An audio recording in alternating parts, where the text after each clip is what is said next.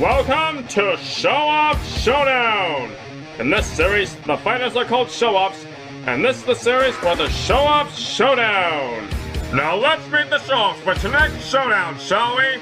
That's right, it's the rematch you've all been waiting for! It's the 4-on-4 battle between the Teenage Mutant Ninja Turtles versus Team RWBY! Okay, stop the track for just 1 second. Okay, now before we get into this battle, I need to talk about something very important. I have chosen very specific circumstances for this battle. Now, unlike the first battle between Leonardo vs. RWBY, for this battle, both teams will have 2 weeks worth of prep time. That way, both teams will be aware of each other, and they will know more about each other, including some of their strengths and weaknesses. Also, the Turtles will be fully aware of Team RWBY's auras and semblances, and they will know how they work. 2 weeks of prep time should give both teams plenty of time to learn more about each other before they fight. Both teams will have time to plan, prepare, strategize, and bring whatever it is they need to the fight. Now on another note, because TMNT is a confirmed multiverse, and every different version or incarnation of the Turtles are completely different characters, as proven in the movie Turtles Forever, I am not going to be using composite Turtles, but instead I will be using the 2003 Ninja Turtles. I am going to be using 2003 feats only. All feats from any other version of the Turtles will not count for this battle. Now, I am fully aware that RWBY is still continuing and the characters are still developing, but for this battle, I will not be using Team RWBY at their most current state. Instead, I will choose a very specific timeline from the series. For this battle, I will be using volumes 1 through 3 RWBY.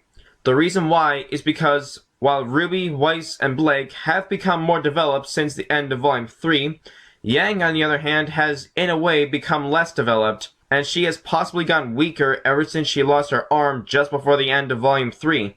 Clearly Yang is not in the best condition currently, and right now we're not even sure if she can fight properly or not. So therefore, it wouldn't be fair to use Yang in her most current state. So instead, I'm going to be using volumes 1 through 3 Yang, from the beginning of the series to just before she lost her arm. And because I'm using volumes 1 through 3 Yang, it would only make sense to use 1 through 3 RWBY, Weiss, and Blake as well. Because using 1 through 3 Yang with volumes for RWBY, Weiss, and Blake wouldn't make any sense because they're from completely different timelines. So unless Yang has somehow figured out how to time travel, it won't work. So volumes 1 through 3 RWBY it is. But don't worry, I am trying to make this battle as fair as I possibly can, and I have made sure that both teams have a great chance of winning. Okay, I think I've said enough. Please continue. I put links to the analysis on both characters in the description below. Now without further ado, it's time for the Showoffs 2 Showdown!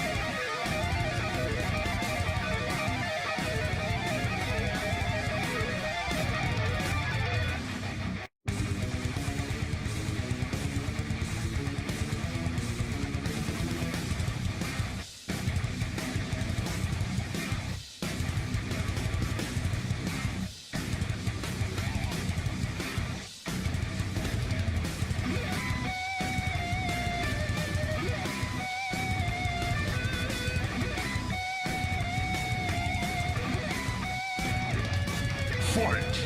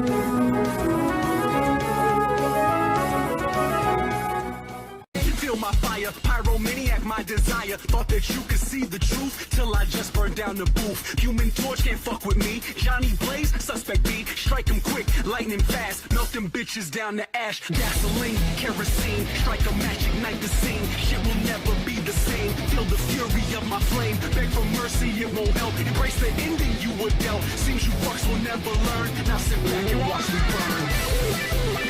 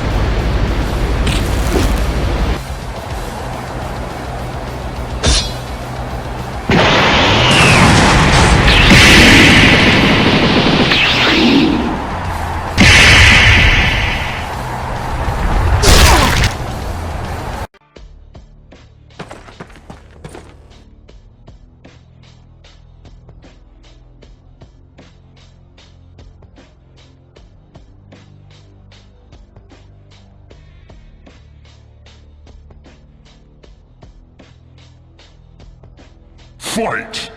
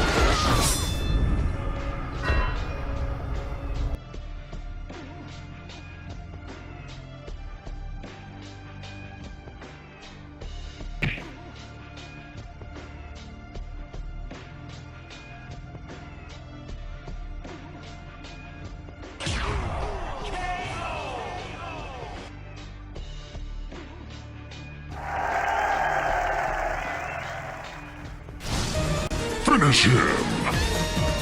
血のバラ咲かせてあげる。はいはいはいった沈め。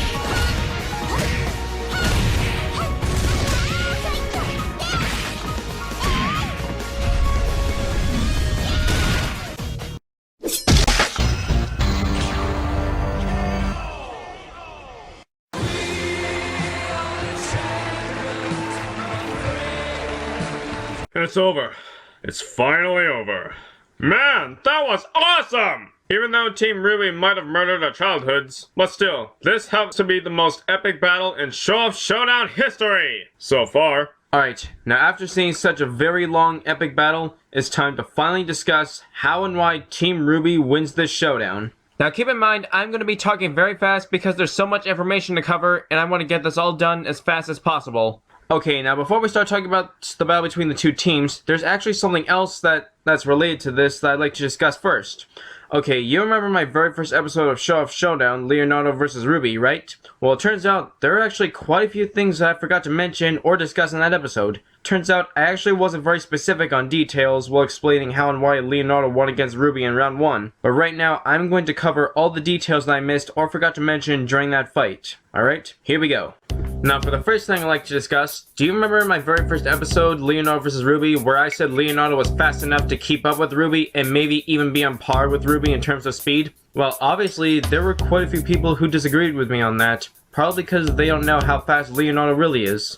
Now, in that episode, I wasn't very specific on exactly how fast Leonardo was. So that brings the question, how fast is Leonardo? Well, let's find out, shall we? Here's a list of Leonardo's feats of speed and agility. Leonardo is very agile and acrobatic thanks to his ninja training, can perform various gymnastics such as flips, pole spins, etc. Great at parkour and can jump/leap from roof to rooftop with ease. Can jump from wall to wall, can catch a sword being swung down on him with his bare hands, once turned around and caught a kunai being thrown at his head from behind. Can catch speeding knives between his feet, can slice a speeding arrow heading right for him before it hits or catch it with his hands. Good at swapping weapons and items from enemies without them knowing and using their weapons against them. Now for his more impressive feats, he is fast enough to hop on top of speeding missiles like hopscotch. There are many different types of missiles that can travel many times faster than the speed of sound. The fastest missile on record can travel at 15,000 miles per hour. In fact, I'll even show you that footage right now to prove it.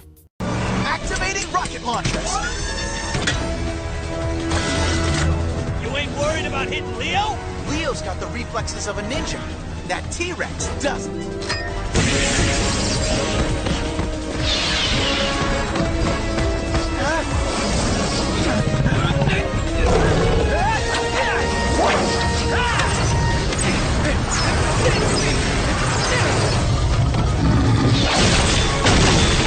Whoa, did you see that? Imagine if an ordinary human tried to do that. It obviously wouldn't work, because if a human tried to do that, then as soon as the human jumps, all the missiles would have either zoomed right underneath his feet, even faster than a bullet before the human could get a remote chance to hop on one missile, or the missiles would have just taken him out within the blink of an eye. However, Leonardo was so fast and agile that he was able to hop on top of all of those missiles one by one like hopscotch. Now that's pretty fast. Well, remember in that clip Donatello said Leonardo had the reflexes of a ninja? Well, he certainly wasn't lying about that. Clearly, Leo has some pretty impressive lightning fast ninja reflexes. This feat alone easily makes Leonardo faster than the speed of sound. But that's not the only feat that Leo has that proves that he was much faster than the speed of sound.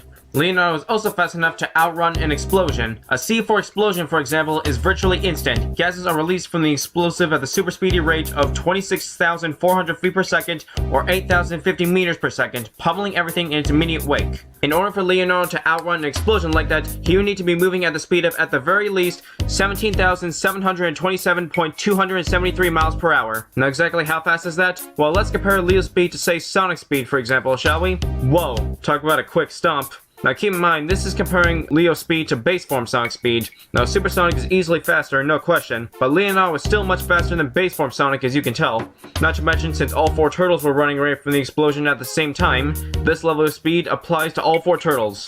Now believe it or not, this is just Leo's travel speed. How fast is his combat speed, you ask? Well, let's find out, shall we? Leonardo is also fast enough to dodge bullets and laser fire. The average bullet travels around 2,500 feet per second, which is around 1,700 miles per hour. Now it has been estimated that a laser can travel 186,000 miles per second. Leonardo is also fast enough to dodge electric attacks. Lightning travels at around 220,000 miles per hour when traveling downwards from a cloud, and then reaches a speed of 220 million miles per hour when moving skyward on its return stroke.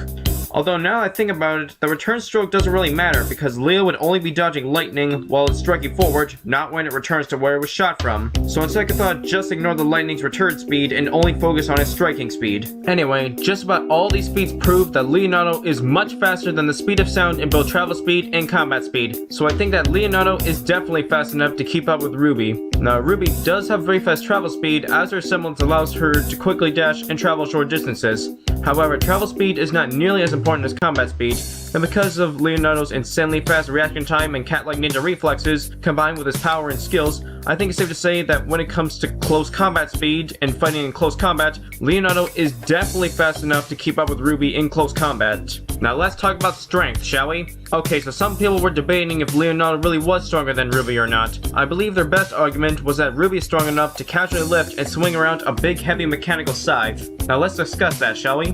Okay, now I'm not sure exactly how heavy RWBY's scythe is. In fact, while doing research, I couldn't even find one source that could calculate nor tell me the exact weight of Ruby's scythe. Trust me, I've looked. So overall, we're not sure exactly how much the scythe weighs. However, I'll say this much, I highly doubt Ruby's scythe weighs more than she does. Although, if I were to give a comparable example, Cloud from Final Fantasy VII had a giant sword that literally weighs 100 pounds. And Ruby's scythe is pretty big, so it's possibly comparable to Cloud's sword. But now that I think about it, I probably shouldn't be using Final Fantasy characters as examples for this debate, nor should I be comparing them to Ruby characters, because of obvious reasons, but let's not talk about that. Anyway, since the exact weight of Ruby's scythe is unknown, let's just pretend that her scythe weighs about 100 pounds just like Cloud's sword. Okay, now being able to lift and swing around a 100 pound large mechanical scythe so casually would obviously require quite a bit of strength in order to do so. So for a 15-year-old girl, Ruby is pretty strong, but is she strong enough to match Leonardo's strength? Let's find out. Okay, now Leonardo has demonstrated many impressive feats of physical strength. However, I think one of his most impressive feats of physical strength would be the time he opened up a Tyrannosaurus Rex's jaws using only his bare hands. Okay, I know he was holding weapons, but even without the weapons, he still would have done the same thing regardless. Anyway, as you can tell, that was a pretty intense feat. So how strong does this make Leo? Well, first, we need to find out how strong the bite force of a T-Rex is. Okay, so as you can see, the measured bite force of a T-Rex has kept being estimated to a greater amount over the years of paleontological research. So far, the most current estimation of a T-Rex's bite force is about 40,000 psi. That's 40,000 pounds per square inch. Now, on the other hand, this particular T-Rex appears to be a mutated T-Rex, so it's possible that it might be even stronger than a regular T-Rex. But just to be safe, I'm going to avoid theories in that subject and just stick with the bite force of a regular T-Rex. So how strong does this make Leo? Well, just like I said with Ruby, I will now use another fictional character as a comparable example for Leonardo, and one I'm going to be using this time is RoboCop. You see, RoboCop had the strength to stop and reverse a 3,000 psi hydraulic press with his bare hands. Now imagine that Leonardo was standing inside a hydraulic press that was literally more than 13 times stronger than the one RoboCop was standing in. That was basically what Leonardo was facing while inside a T-Rex's mouth. So if Leonardo is strong enough to open up T-Rex's jaws that are equivalent of a 40,000 psi hydraulic press, this means Leonardo has the strength to bench press about 20 tons. I think it's safe to say that when it comes to pure raw physical strength, Ruby is nowhere near this level of raw strength. So Leonardo is definitely stronger when it comes to raw physical strength. Now let's discuss durability, shall we? Okay, now here's a list of both Leonardo and Ruby's feats of durability and stamina. After looking over and comparing these feats, I think it's clear that Ruby does have some pretty good durability. However, I think it's safe to say that Leonardo has at least slightly better durability than Ruby, if not clearly greater. Now on another note, I will admit that I have made at least one mistake in the first battle between Leonardo vs. Ruby, which I will discuss right now. Okay, remember when I said Leonardo had superior weaponry because his sword can slice through solid metal, where Ruby's scythe can only slice through trees? Well, it turns out that Ruby has actually been seen using her scythe to cut through metal before, so clearly I must have missed that feat. My mistake.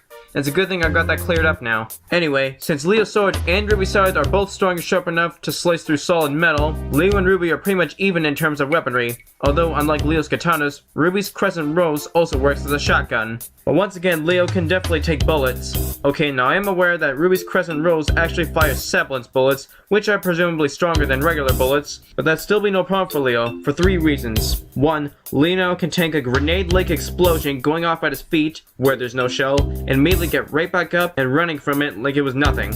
And 2, Leo is easily fast enough to dodge bullets, so he can definitely dodge Ruby's. And 3, Ruby has to stand still and balance her scythe on the ground like a turret in order to fire bullets at her enemies in mid-combat, and I highly doubt she'll get a chance to do that while fighting someone as quick and acrobatic as Leo in close combat. Now of course, it's not just the size, strength, or sharpness of the weapon that matters, it's also how you use them, and no doubt Leo and Ruby really know how to use those blades. However, like I said in the first episode, Ruby isn't very skilled in hand-to-hand combat, so if Ruby loses her scythe, there isn't really much she can do in terms of fighting.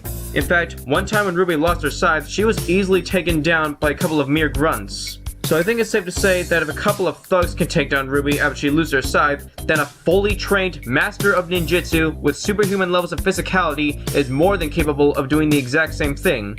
Then because Leo and Ruby are both very fast in travel speed and close combat speed, Leo and Ruby are both fast enough to keep up with and dodge and block each other's attacks. So the battle between Leonardo vs. Ruby would most likely start out as a repetitive montage or series of constant dodging and blocking continuously and repeatedly, which could last for quite a while and eventually get boring to watch. But luckily, another very important factor for this battle is stamina. Now, Leonardo has a stamina to keep on fighting for many hours on end without tiring out or even breaking a sweat. Heck, even when Leonardo has been nearly beaten to death, gravely injured, or even impaled, he still had the will, energy, and stamina to get right back up and keep on fighting. Now that is some incredible stamina right there. Now as for Ruby, she is usually heavily reliant on both her weapon and semblance. In fact, while fighting someone as fast and skilled as Leo, she's probably going to have to be even more reliant on her speeding semblance than usual. Now remember when I said Ruby and Leo are going to be blocking and dodging each other's attacks repeatedly for a long time? Well, sadly, Ruby can only dodge for so long. You see, Ruby is going to be constantly using her semblance repeatedly non-stop for a long time without giving it a break, and she will eventually overuse her semblance to the point where it completely drains and depletes her aura, and leaves her exhausted, giving Leo the perfect opportunity to take out Ruby when she's most vulnerable. Now this leads me to the last thing I like to discuss before discussing the 4-on-4 rematch. Okay, now remember the first episode where I said Ruby uses her semblance at the cost of her aura? Well, it turns out that quite a few people didn't believe me when I said that. In fact, this was the response I got from those who didn't believe me. Bullshit. Bullshit! Bullshit. Bullshit! Bullshit! Bullshit. That's fucking bullshit. What a load of bullshit. Yeah, so as you can tell, most of the people who didn't believe me weren't very polite about it. But believe it or not, this is actually true, and this time I actually have evidence to prove it. First, here's the official information on Ruby's semblance. Now, I will read exactly what the first line says. Ruby's semblance allows her to dash with unnatural speed in whatever direction she chooses at the cost of aura. This happens so fast, she sometimes gives off the illusion of teleporting. And there's some other stuff there that I don't need to mention. Now, as you can see, I've circled the important evidence in red. Now, this is not the only piece of evidence I have that proves my point. In fact, I am now going to show you 4 more pages of information with the evidence circled in red. Now, if you want to read everything I'm about to show you, then you're going to have to pause the video every time I show a next page, because I'm not going to read everything to you, because the video can only go on for so long. Here's page 1. Once again, you're going to have to pause the video if you want to read everything. Here's page 2. Also remember that all the important evidence is circled in red. Here's page 3. Are you following me on this? And here's page 4. Now all of the information and evidence I just showed you proves that 1. Semblance does drain aura, and 2. If a hunter or huntress overuses his or her semblance, it will eventually deplete their aura, and leave them exhausted. If you watched certain episodes of RWBY, and if you read all the information I just showed you, then you'll know this has actually happened quite a few times in the RWBY series before. Okay, I think I finally covered all the information that I missed or forgot to mention in the first episode, Leonardo vs. RWBY. No doubt that took a lot longer than I thought it would. Anyway, without further ado, it's time to finally discuss how and why Team RWBY wins.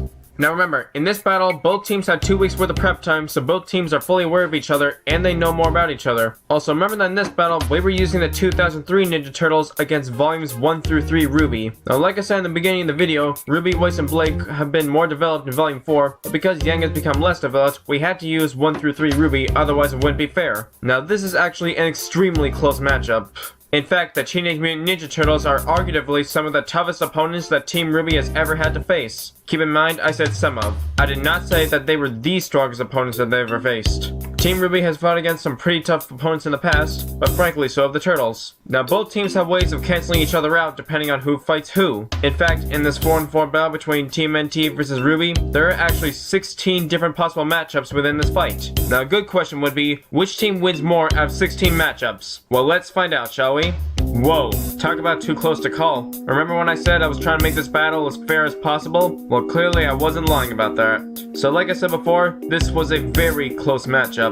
In fact, in this circumstance, both teams win 8 out of 16 matchups, so the scores are tied. Now keep in mind, once again, this battle had prep time. Now if this battle didn't have prep time, then some of the outcomes would most likely be different. But once again, I had to choose very specific circumstances in order to make this battle as fair as possible. Now obviously, we need a way to break this tie, and here's how we're going to do it. For this battle, I have arranged and chosen 4 very specific matchups within this battle.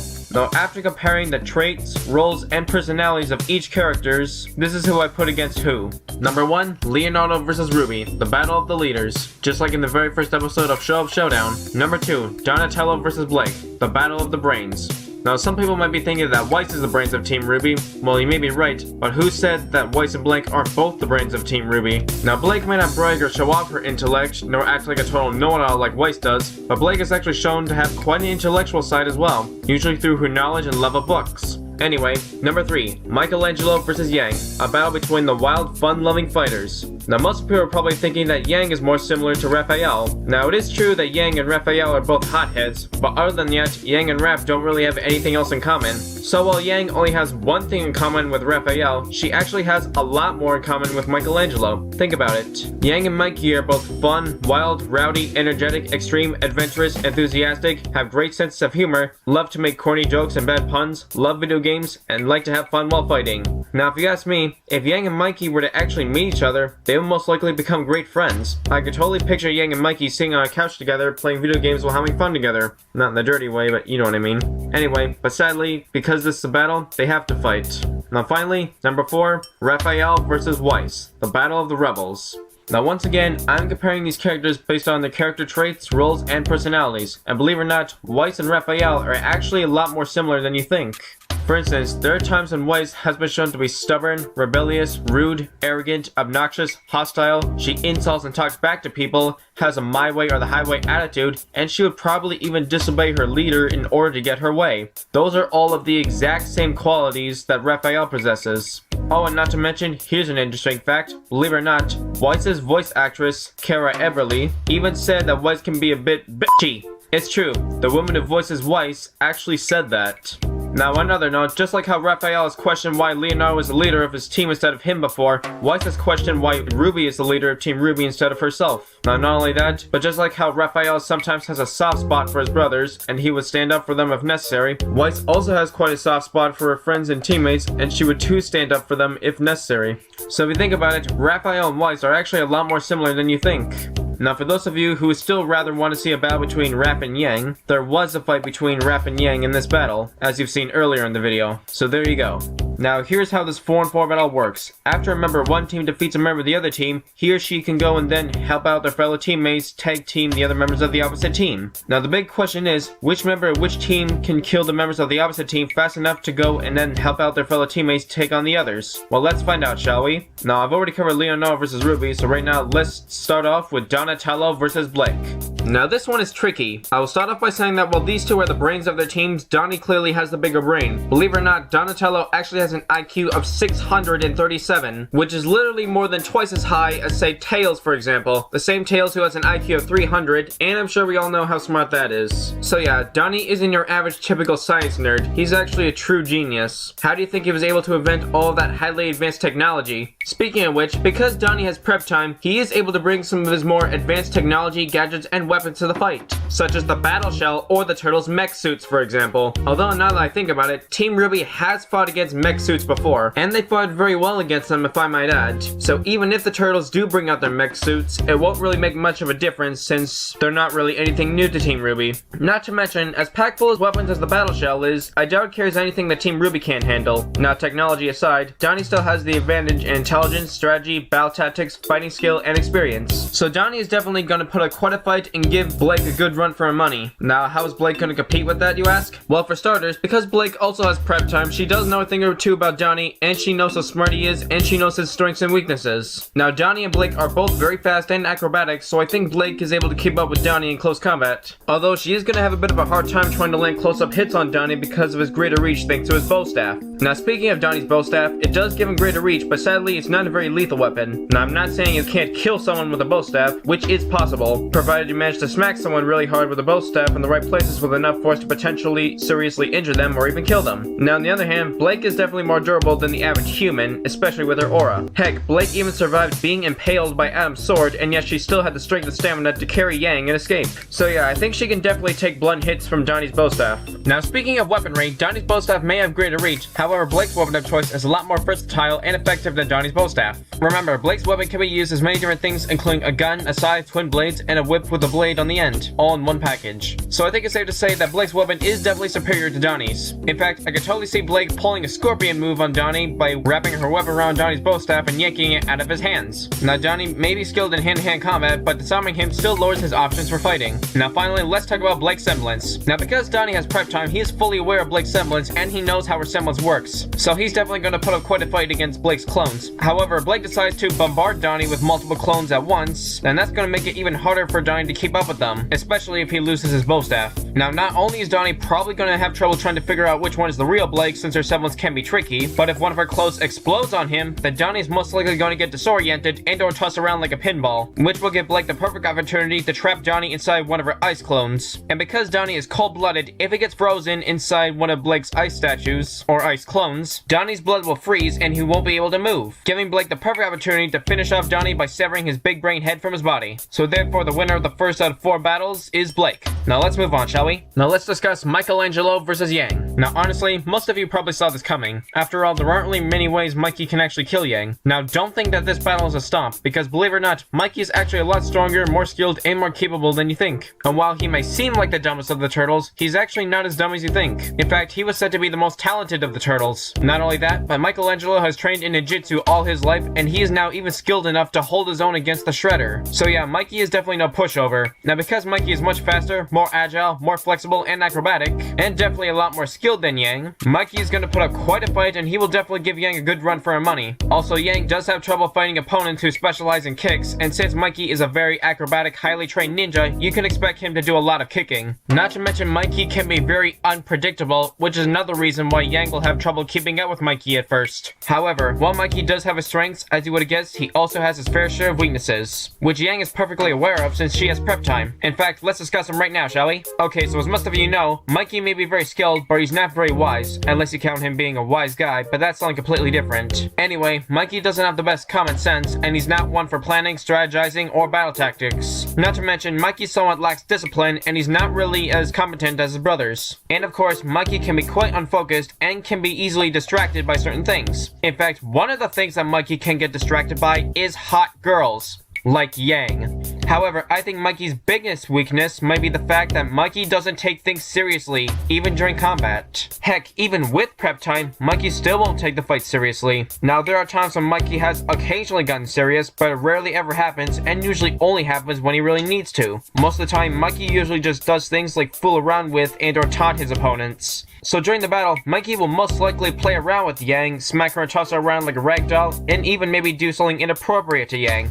Don't ask. Anyway, most of these things will most likely just make her angry, and you won't like Yang when she's angry. Now on another note, even if Mikey took the fight seriously, which he won't, Mikey doesn't really have the tools to kill Yang. You see, unlike his brothers Leo and Raph, Mikey does not wield sharp weapons. His signature weapons are nunchucks, which are blunt weapons. And attacking Yang with blunt force isn't really the best idea, because the more blunt hits Mikey lands on Yang, the more she's just gonna absorb and add to her physical strength. And eventually, Yang is gonna turn all of Mikey's strength against him. Now of course, Yang's semblance does not increase her aura's durability, and there is a limit to how much damage she can take. But sadly, Mikey just doesn't have enough strength nor force to reach that said limit. And considering that Yang's aura is durable enough to survive being smashed through a 4-foot wide concrete pillar and get right back up, I think that's enough said. Now while Mikey is definitely going to put up quite a fight and give Yang a good run for her money, he's most likely just going to enrage her. Not to mention, you know what Mikey's like around women, right? So once Mikey makes Yang lose a hair and enrages her to the point of going Super Saiyan on him, Mikey is done for.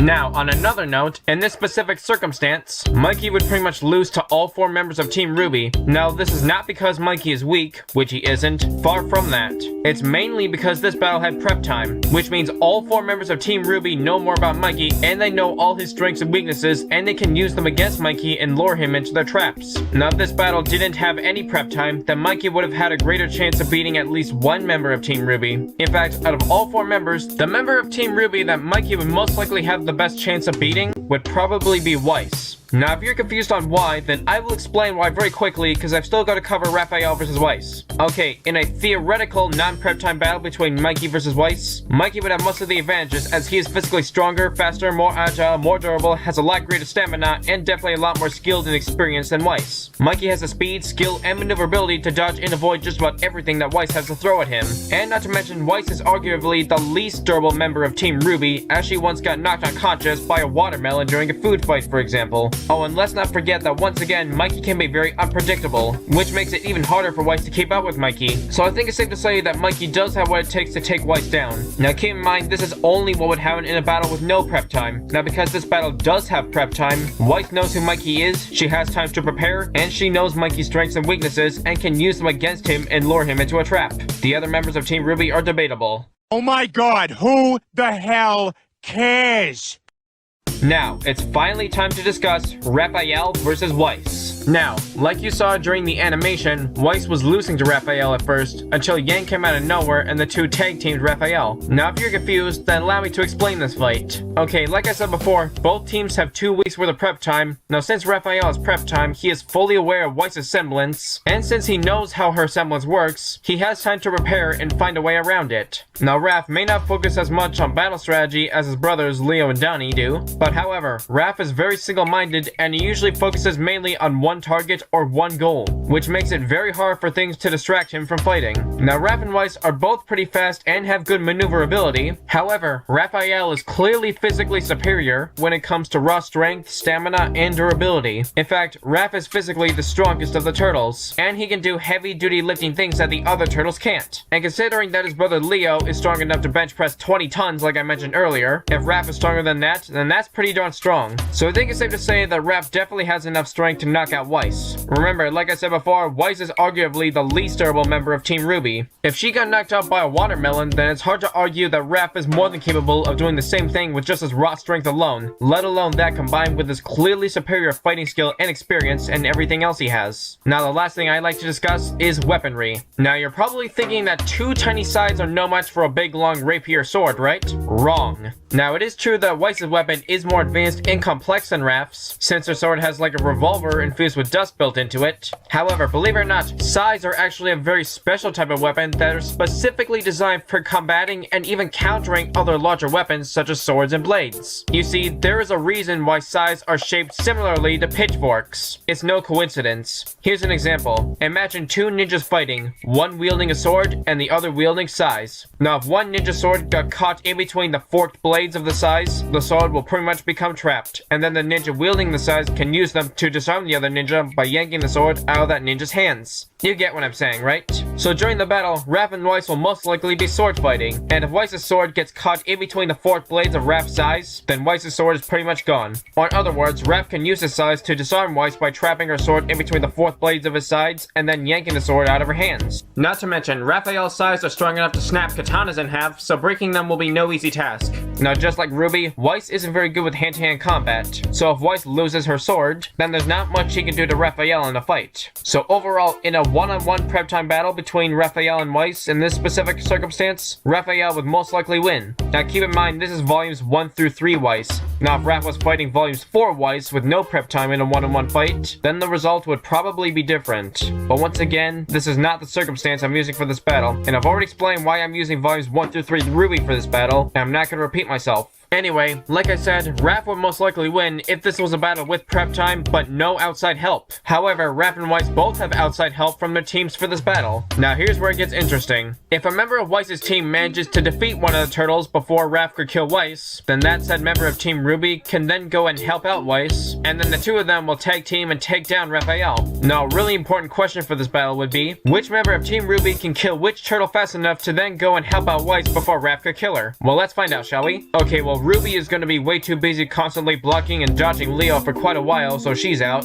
Now as for Blake, because Donatello is smarter, stronger, and more skilled, taking him down is no easy task, so it's probably going to take a bit of a while for Blake to eventually take him down. However, Yang on the other hand shouldn't have as much trouble beating Mikey. Now like I said before, Mikey will give Yang a good run for her money. However, like I also said, he will most likely enrage Yang to the point of going Super Saiyan, and I get a feeling that Mikey won't last as long against Yang as Donnie would last against Blake. So I think it's safe to say that Yang can kill Mikey faster than Blake can kill Donnie. I also believe that Weiss will be able to last just long enough against Raph for Yang to kill Mikey and then go help out Weiss take down Raph. And when that happens, Raph will have to fight against both Weiss and Yang at the same time. I highly doubt that Raph will be able to take on both of them at once, especially after Yang has already gained quite a boost of temporary strength after taking quite a few hits from Mikey just before fighting Raphael. So with both Yang and Weiss tag teaming Raphael, he won't really be able to keep up with both of them simultaneously, and they will eventually just become too much for him to handle, and they will overwhelm him and eventually defeat him. Now in case you're wondering what happened during the animation, don't worry, Weiss did not die. She was just knocked unconscious. Remember, this isn't the first time that Weiss got knocked unconscious during battle.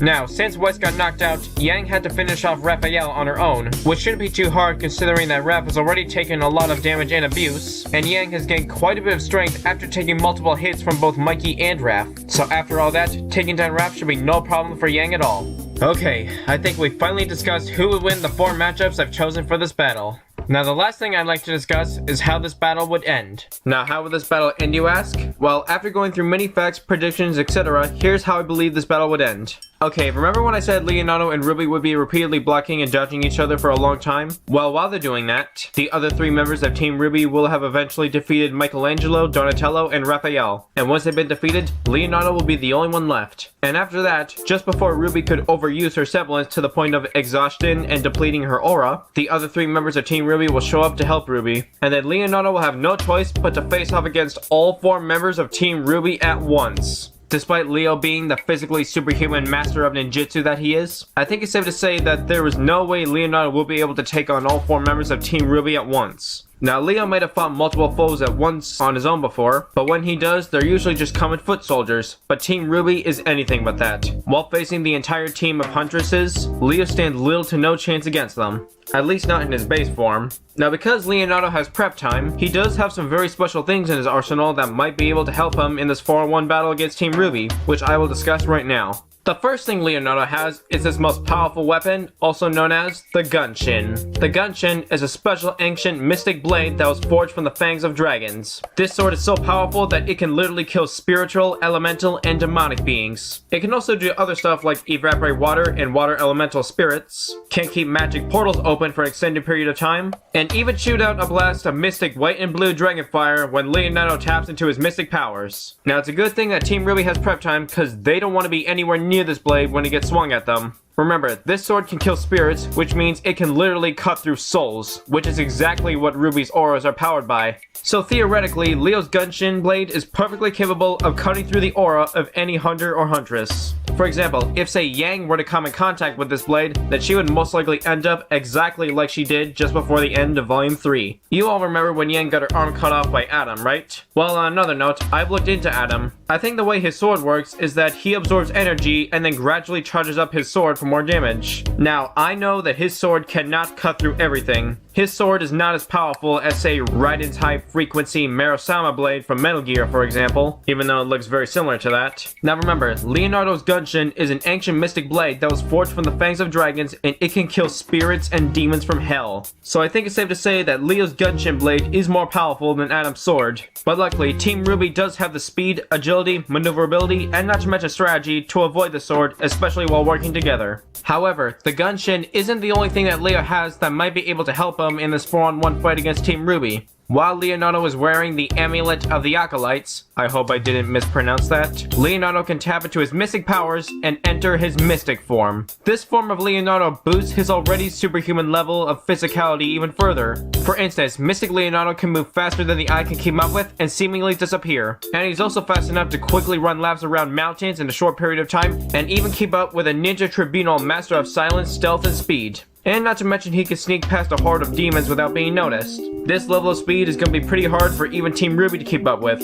However, the speed boosts from Weiss's semblance are said to be faster than the eye can see, and RWBY can insert a special cartridge into her weapon, which can boost her speed even further. So it's possible that most of the members of Team RWBY might have the speed and maneuverability to potentially dodge or even keep up with Mystic Leonardo. Although Mystic Leo has a few special abilities of his own. He can create barriers to deflect powerful blasts of energy and magic, and even gains telepathic powers or telekinesis, and can move objects with his mind. Now keep in mind his telepathic powers are not nearly as powerful as say Mewtwo's for example, but still effective. Now, Mystic Leo is very powerful, but he does have his weaknesses. For instance, his chi can be sucked out or drained by those who feed on it, and he can revert back to his normal base form if he gets hit hard enough. Now, remember when Yang only took a couple hits from a mech suit and then gained enough strength to shatter the whole thing in one punch? Well, just imagine how much strength Yang would have gained if she took multiple hits from both Michelangelo and Raphael just before fighting Leo. I got a feeling that Yang will become so strong that she just might be able to knock Leo back to base. Although she's probably going to have trouble trying to catch Leo at first, but maybe one of her faster teammates can help her with that. So with Yang's newfound strength, RWBY's extra speed, Weiss's glimpse, Blake's shadow clones, and everything else that Team RWBY has, it's possible that they just might be able to avoid and even keep up with Mystic Leo, and they just might be able to counter Leo's mystic form and force him back to base. However, all the things I mentioned earlier are not the only things that Leo can do with his mystic powers. I will now discuss what may be Leonardo's strongest and most powerful form, also known as his mystic dragon form. When Leonardo taps into the energies of the astral plane, he becomes a spirit animal, a dragon. This form of Leo has retractable wings, can breathe spiritual fire that can burn demons and destroy large buildings with a single blast. And he can get right back up from attacks that can demolish buildings and possibly cities. So yeah, this form of Leo is very powerful, and Team RWBY is probably going to have one heck of a time trying to fight it. However, as powerful as Dragon Leo is, he does have his weaknesses. Leo can only maintain this form for a few minutes because if he overexerts himself or stays in this form for too long, his amulet will shatter and leave him unable to transform or use any more of his mystic powers. I've got a feeling that Team RWBY might be able to last just long enough before Leo forces himself back to his base form, giving Team RWBY the perfect opportunity for all 4 members to take him out at once. Not to mention, Team RWBY has faced rather similar foes in the past, such as the Grim Dragon for example, so Leonardo's dragon form probably isn't going to be anything too new for Team RWBY.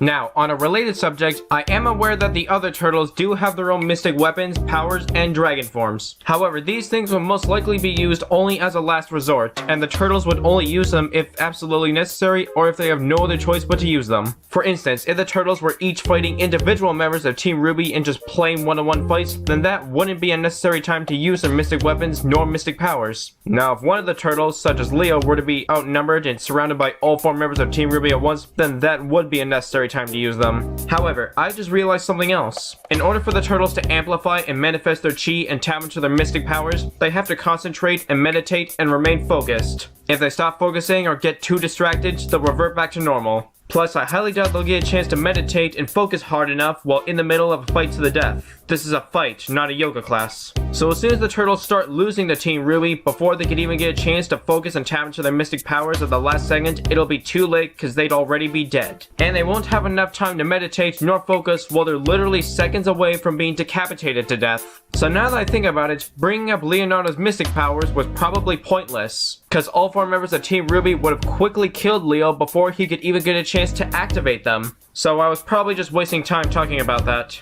Okay, I think I finally finished discussing how and why I believe Team RWBY would win in the circumstances of this battle.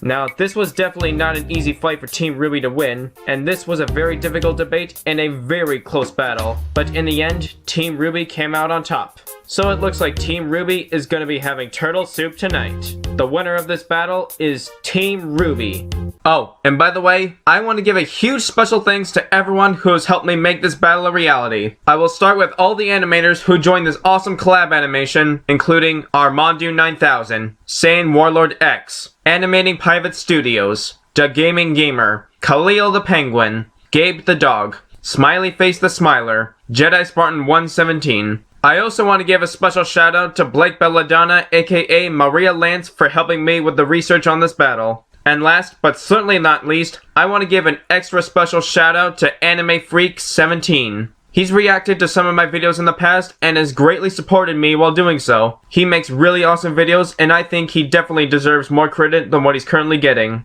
Oh, and if you're watching this right now, Anime Freak, I just want to say thanks for everything and you rock. Keep up the good work.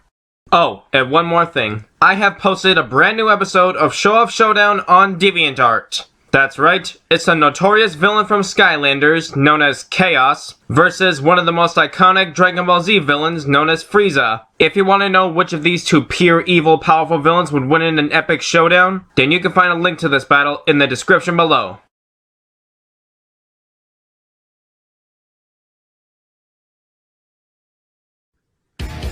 Got any ideas for Showoff Showdown? Then let me know in the comments below. and hopefully, I just might do them. Now stay tuned for the next episode of Showoff Showdown!